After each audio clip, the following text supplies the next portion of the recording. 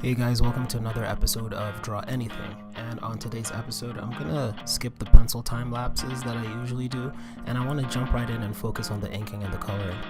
So yeah, before we go any further, I'd like to make a little disclaimer that I am not the guy to teach you about color theory at all. I mean, I was that kid that would just mash all of the crayons into one amorphous blob and look up in glee at this brown mess that I've made. That didn't sound right at all. No. Brown mess of crayons, nothing else, just crayons. So my basic understanding of color theory is that there isn't just one actual theory. There are multiple structures for coloring, and essentially you have your color wheel, color harmony, and essentially those dictate the way that color is used. Your basic color wheel is just your primary colors, red, yellow, and blue, and then from there it breaks down into your secondary colors, green, orange, and purple, which you get by mixing the main colors, and then from there you go into your tertiary colors and blah blah blah. But essentially all that is colors make more colors, and some colors can't be made by mixing other colors, like red, yellow, and blue. You can't mix them anywhere else. What I think is interesting is the concept of color harmony. Yeah, when you think of harmony, I think one of the best examples is Van Gogh's Starry Night.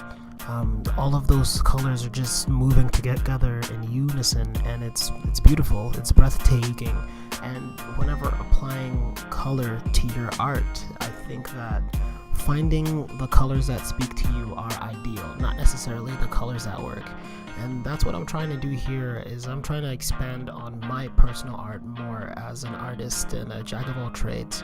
So coloring, again, is not my forte, it's not my expertise, but what I was trying to do is find a color palette that works with like tones and then build up from there. So as you can tell, in the background I've got a picture of blueberries. When I try to think in color, all I think about is blue. I don't know why. I just think blue is a really nice, appealing color.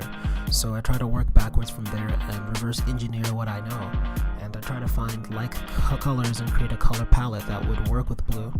It kind of worked out a little bit at the beginning, but I kind of lost my way at the end. And I want to say right now that this piece to me, or whatever I tried to create here, I don't think I succeeded. And I'm okay with that. Because when you're creating art, it's about putting together the pieces that you have to create a greater sum. And while I feel like I missed the mark, I believe that the true intention is to begin, start your endeavor and see where it goes. So I experimented and I created a cool concept, which I'm grateful for, but I think I missed the mark, and I'm okay with that. I'm okay with having my failures stand out, because this is a journey, it's a process, and I'm gonna keep going, and I'm gonna work this again in the future. But there are times where you just have to walk away from drawing before you go insane. At this point, I think I've spent about 4 to 5 hours on this drawing. Don't let the time lapse fool you. Flatting is a really long and arduous task. I think the thing that I enjoy the most and hate the most at the same time are the problems that arise when you create a piece of work.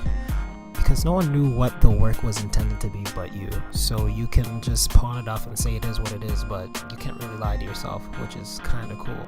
And the only way to fix what's wrong is to play by your own rules, because the art you create is essentially dictated by you, and the only way to fix that is to visually take stock of what works and what doesn't work and then correct it. And for me, it didn't work this time. I don't regret it, but I couldn't make it click. And hopefully in time, by failing and failing again, you come closer to that initial idea or the vision that you had in your mind that you want to tell the world. So thank you for watching, and if you enjoyed it, please like and subscribe. I will always mess that word up. And I will see you sooner than later.